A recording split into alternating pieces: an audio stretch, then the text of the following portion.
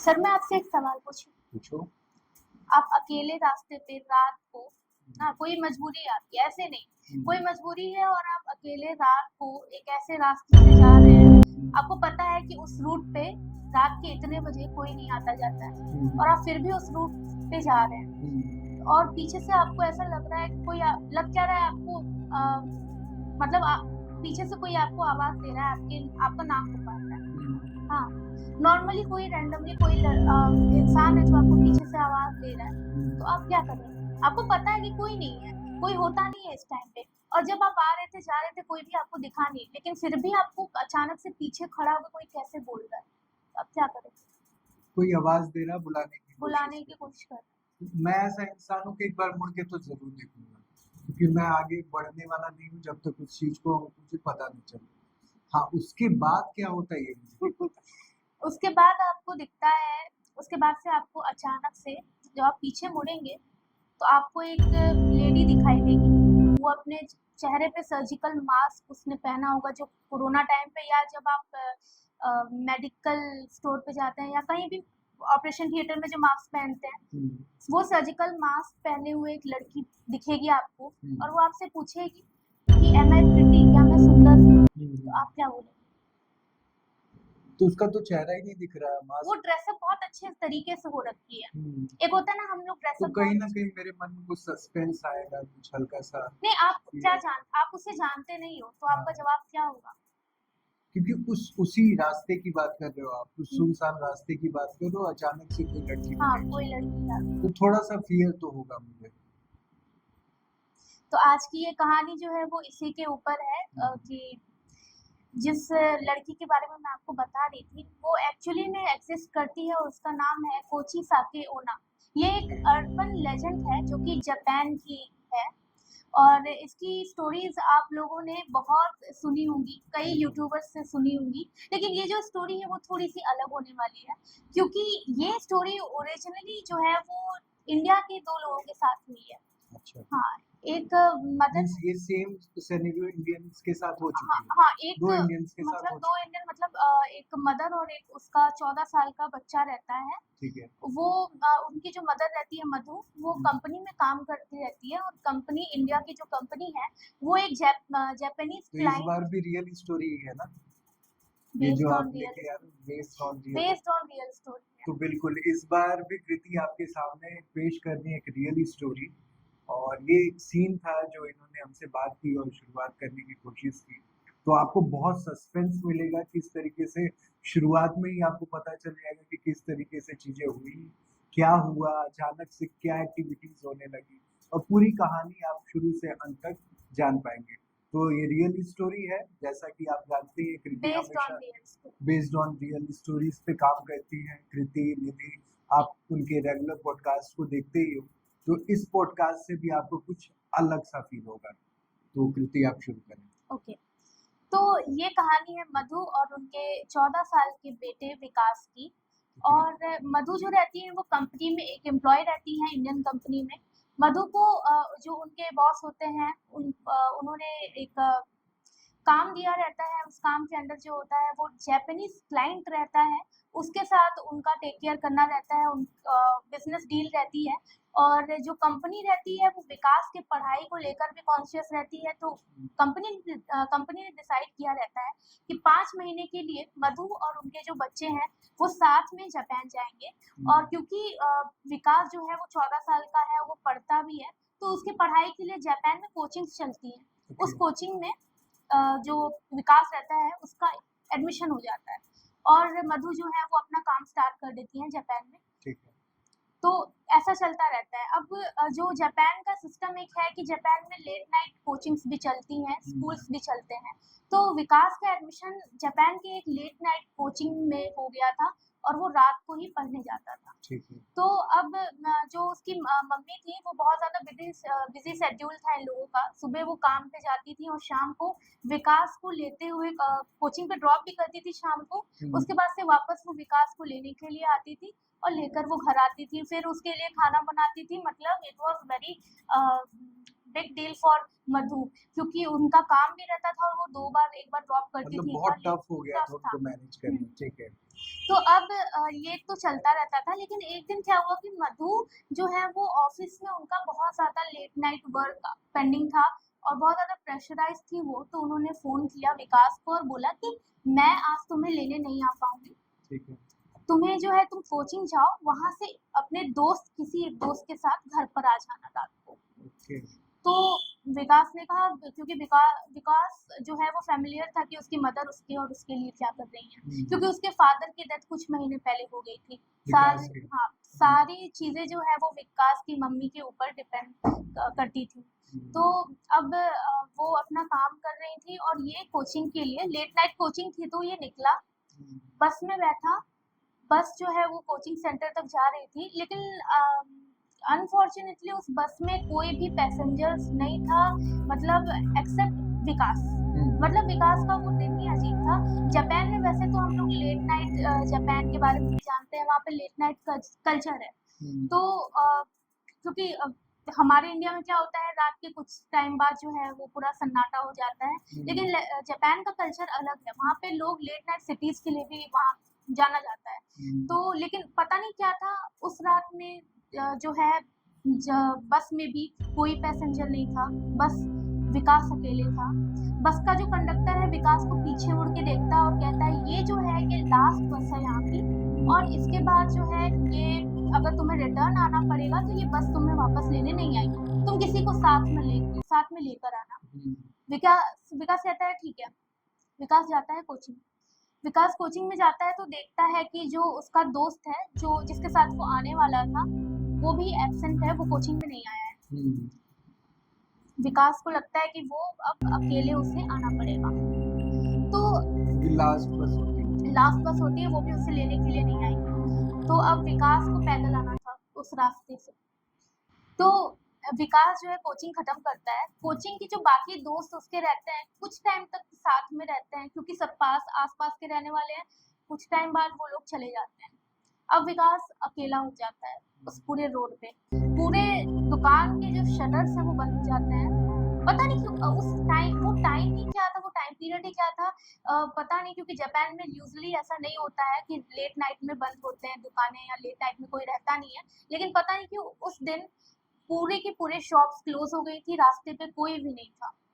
विकास को थोड़ा-सा अजीब लगता है, लेकिन वो फिर भी आधे घंटे के अंदर अप्रॉक्स वो उसके घर से कोचिंग का रास्ता आधे घंटे तक था।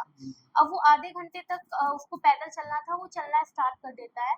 उसके कान में बस ना पत्तों की आवाज़ आ रही थी और वो चल रहा था और जो नीचे जो पत्ते बिछ रहे थे, उसमें चलने की आवाज़ जो है वो गूंज रही थी। वो इतना सन्नाटा था वहाँ पे।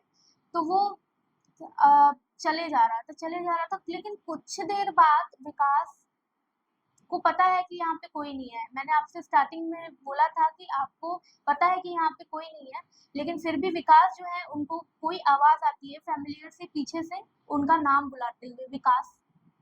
कोई उन्हें बुला रहा है, पुकार रहा है या बुला रहा बुला रहा है, पुकार रहा है कोई। विकास जो है पीछे मुड़ जाता है है? और विकास जब पीछे मुड़ता है तो वो देखता है कि कोई लेडी है जो कि बहुत अच्छे से ड्रेस्ड अप है। रेड कलर का कोट पहना हुआ है उसने, लेकिन वही सर्जिकल मास्क लगाया हुआ है।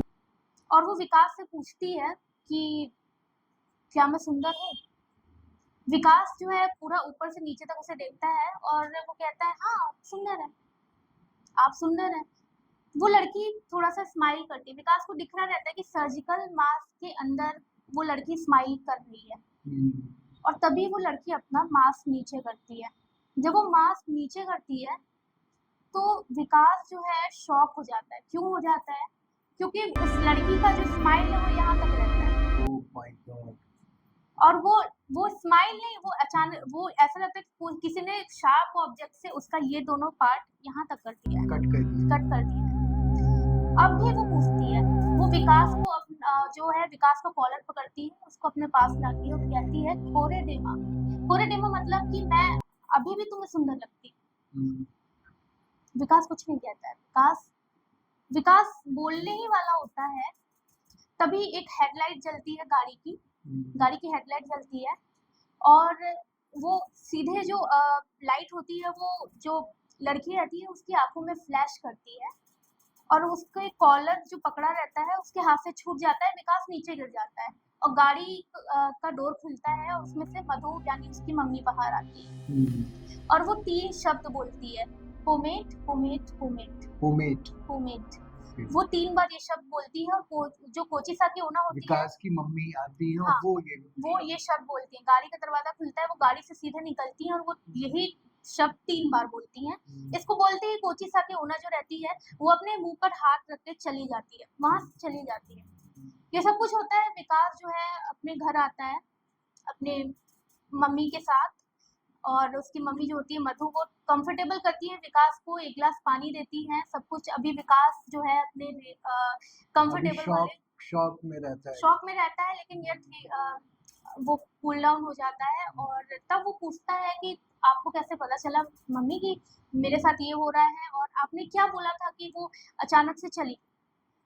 तब जो मधु रहती है, जो विकास की मम्मी रहती है, वो बताती है कि आज के 1200 साल पहले एक कोचिसा के ओना नाम की बहुत ही सुंदर प्रिंसेस हुआ करती थी, मतलब एक औरत हुआ करती थी। उसकी शादी जो है एक सामुराई से हुई थी, जापानीज सैमुराई से। अब शादी के बाद वो लोग अच्छे से रहते थे, लेकिन कुछ टाइम बाद जो है जो सामुराई था वो लड़ाई में चला जाता है। कोचिसा की ओना को लगता है कि अब वो सैमुराई नहीं आने वाला है क्योंकि बहुत ज़्यादा टाइम हो गया था। कोचिसा की मूव ऑन कर जाती है और किसी और के साथ अफेयर में चली जाती है। कुछ टाइम बाद जो है सामुराई घर पे आता है और देखता है कि ये मेरी जो वाइफ है वो किसी और के साथ है और इसका फ्रस्ट्रेशन जो है वो कोचिसा के ओना को जो अपना जो तलवार रहता है वो निकाल कर और उसके फेस पे वही कट मारता है और जो वो बहुत ज़्यादा ब्लीड कर जाती है। जब वो ब्लीड कर जाती है, जब लास्ट टाइम उसका हो रहा होता है तो वो पूछता है कि अभी भी तुम्हें लगता है कि तुम खूबसूरत हो। ये सुनने के बाद कोचिसा के ओना मर जाती है बिना कुछ रिप्लाई दिए। तब से लेके आज तक वो जो है जापान की अर्बन लेजेंड है। और मैं आपको एक चीज़ बताऊँ, मैं व्यूअर्स को भी बताऊँ, आपको भी बताऊँ कि ऐसा माना जाता है कि कोचिसा के ओना के बारे में जो है जापान, कोरिया और साउथ कोरिया या जो भी चाइना है, ये 3-4 देश जो हैं वो एक इस नाम को फॉरबिडन मानते हैं। वो लोग लेते भी नहीं हैं और लोग मतलब वहाँ के लोग ये मानते हैं कि इसके बारे में सोचना तक भी अपशगुन है। अच्छा। और जो लोग मीन्स अगर वो नाम भी लेते हैं तो कुछ ना कुछ एक्टिविटीज नेगेटिव इम्पैक्ट करता है, इसलिए इस कंट्रीज में यहाँ पे नाम भी नहीं लेते हैं। और ऐसा भी माना जाता है कि कोचिसा के ओना के बारे में लोग जो भी बात कर रहा होता है या जो भी इर्द गिर्द वाले लोग आप हो गए या कोई भी सुन रहा होता है इस स्टोरी को, तो ऐसा माना जाता है कि कोचिसा के ओना जो है कभी भी आपके बगल में बैठकर आपको हॉन्ट कर सकती है। तो ये थोड़ा सा डिस्क्लेमर है, आप भी सुन रहे हैं, सर भी सुन रहे हैं, मैं खुद भी बता रही हूँ। तो रिस्क होता है कि कोचिसा के ओना जो है, मतलब ऐसा माना जाता है कि तो आपको तो इंडिया में हमें तो कोई कोई बात है, एंटिटी कहीं भी ट्रैवल कर सकती है, कहीं भी आ सकती है, आपको बस नाम पुकारना है। कोचिसा के ओना के बारे में ये है कि आप जब आप सुनते हैं और तो मतलब उसके बाद से लोग मानते हैं कि जब आप उनके बारे में बात करते हैं या उन्हें याद करते हैं तो कोचिसा के ओना आपको रात में हॉन्ट कर सकती है। ठीक है, तो आज रात तो हम ट्राई करेंगे। अब आपको नेक्स्ट पार्ट में हम एक्सपीरियंस भी बताएंगे कि किस तरीके से हमने पूरी कहानी सुनी, कई बार नाम रिपीट किया, जैसे कि आपने अभी कहानी तो बाकी है, लेकिन हमने जो भी अभी सुना है उसके बारे में जो डिस्कशन, नाम ही तो प्रोहिबिटेड है, नाम भी तो उससे भी तो जैसे कि आपने बताया कि नाम लेने से भी वो एंटिटी एग्जिस्ट करने लगती है। तो हम देखते हैं क्या होता है, बने रहिए। फिर क्या हुआ? फिर ये हुआ कि वो लड़का पूछता है कि पोमेर नाम का क्या मतलब है और इसको बोलने से कोचिसा के ओना चली कैसे गई। उसकी मदर बोलती है कि पोमेड जो है 1200 साल पहले एक हेयर जेल या जापानीज हेयर ऑयल हुआ करता था जिसकी स्मेल जो है वो कोचिसा के ओना को पसंद नहीं थी। इस वजह से जब भी जब मैं जापान आई थी तब मुझे मेरे किसी दोस्त ने बताया था कि कोचिसा के ओना जो है वो बहुत ज्यादा जापान में एक अर्बन लेजेंड है और अगर आपको कभी दिखे और आपको बचना हो तो आपको ये जो शब्द है वो 3 बार आप कह सकते हैं तो कोचिसा के ओना चली जाती है। और यही रीजन है कि मैं तुम्हें लेट नाइट तक ड्रॉप करती थी या लेकर आती थी, बिकॉज कोचिसा के ओना का जो फियर है वो अभी भी जापान में है। तो इसी का मतलब ये है। लेकिन क्या हुआ कि 2 दिन बाद 2 दिन बाद मतलब उसने फ़ोन किया, मधु ने अपने इंडिया के कंपनी को फ़ोन किया, कंपनी के बॉस को, और उन्होंने कहा कि ऐसी-ऐसी चीज़ें मेरे साथ हो रही हैं, और वो लोग वापस रिटर्न हो गए इंडिया में।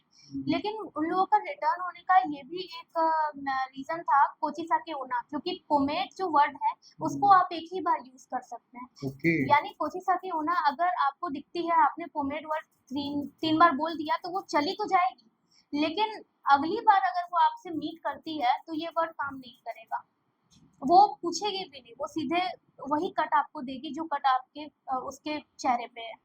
तो ये भी रीज़न था, क्योंकि दूसरी बार ये जो पोमेड वर्ड है वो काम नहीं करता है। तो इस वजह से वो लोग चले गए थे। और ये जो स्टोरी है कोचिसाकी ओना की, ये रियल इसलिए भी है क्योंकि 1970s में ना जापान में छोटे-छोटे बच्चों को मतलब छोटे-छोटे जो बच्चे हैं उनको उनके जैसे कि हम एक क्वेश्चन है कि जैसे कि आप वो जोकर की स्माइल आप देखते हो, हाँ, लंबी सी उसको हाँ, बनाते हैं, हाँ। तो कट्स भी उसी टाइप के थे? मतलब जो स्माइली लंबी से होती है, तो उसके कट्स भी उसी तरीके से मतलब ये हाँ, जोकर चेहरे को फाड़ हाँ, के बने हुए थे? यहाँ तक। कोई ओके। स्माइल करे और यहाँ तक करे, ओह माय गॉड! वहाँ तक था। और वो जब हिट करती थी तो उसी तरीके से उस चेहरा फाड़ हाँ, देती थी? वो 2 सवाल पूछती थी, अगर कोई बोलता था कि तुम खूबसूरत हो, वो अपना मास्क हटाती थी और वो फिर से पूछती थी कि क्या कोरीडेमा, क्या मैं अभी भी खूबसूरत हूँ? और वो अगर कहता भी था कि तुम खूबसूरत हो, तो भी वो उसे मार देती है। और अगर वो ना भी कहता है कि और डर भी जाता है और कहता है नहीं तुम खूबसूरत नहीं हो, तो ठीक एग्ज़ैक्ट वही निशान जो उसके मुँह पर है, वो सामने वाले को देकर मार देती है। तो ये इसका ये दोनों है। केसेस में वो मारती है। मारती है। तो अब ये जापान के बच्चों को ये क्या हुआ था कि यही चीज़ हॉन्ट करना स्टार्ट कर दी थी। बच्चों को निकालना लोगों ने बंद कर दिया था, मतलब रिस्ट्रिक्ट कर दिया था खेलना, क्योंकि वो क्या करती थी, छोटे बच्चों को लेकर वो पूछती थी कि मैं सुंदर हूँ? बच्चे जो हैं वो मास्क में देखते थे तो वो कहते थे हाँ, जब वो मास्क निकालती थी वो डर जाते थे और एग्ज़ैक्ट मार देती थी उन्हें। तो ये 70s के टाइम पे बहुत ज़्यादा हॉन्ट किया था कोचिसाकी ओना ने। और अभी भी मैंने कहा ना कि रिस्ट्रिक्टेड है, जो है फॉरबिडन है इस नेम को लेना। तो ये पूरी कहानी थी, वो लोग इंडिया वापस आ गए, नाउ दे आर सेफ।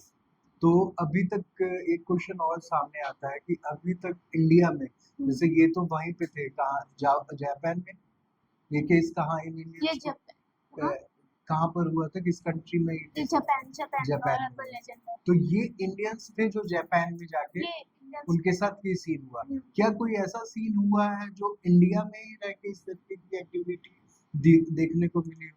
नहीं, अभी तो एज़ सच यही केस निकला है कि यही 2 इंडिया के लोग हैं और वो वहाँ गए थे और उन्हें एक्सपीरियंस हुआ जापानीज़ लेजेंड का। लेकिन अभी इंडिया में तो नहीं निकला है क्या ये रिकॉर्ड है केस। कितने लोगों को इसने हार्म किया होगा? जापान में हाँ, बहुत लोग जैसे हमारे में आपने सुना होगा कि इंडिया में जो है चुड़ैल वर्ड सुना होगा आपने। हाँ, तो वो क्या है, वो अर्बन लेजेंड है इंडिया की।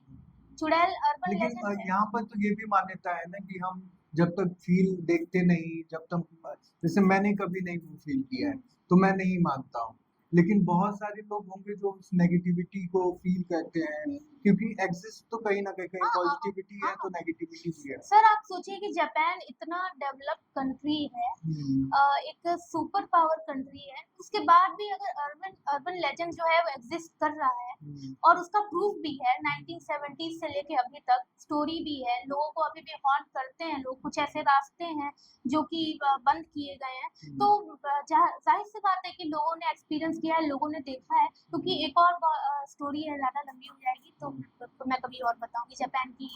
ठीक है।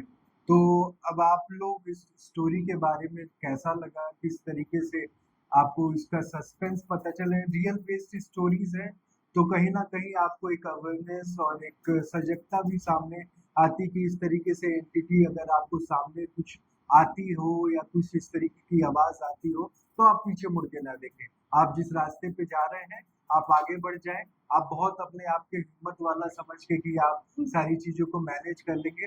हो सकता है आप मैनेज कर लें लेकिन नहीं कर पाए तो क्या होगा? सवाल यहाँ पर आके खत्म हो जाता है और इस तरीके की स्टोरीज़ हम इसलिए आपके सामने रखते भी हैं और कृति और निधि इन चीज़ों पे हमेशा ही पॉडकास्ट लेके सामने आती हैं कि कहीं न कहीं इन इन केसेस के वजह से बहुत सारे लोगों की ज़िंदगियाँ गईं। बहुत सारे लोगों पे हार्मफुल इम्पैक्ट पड़े और एक फियर मन में भय आना शुरू हो गया।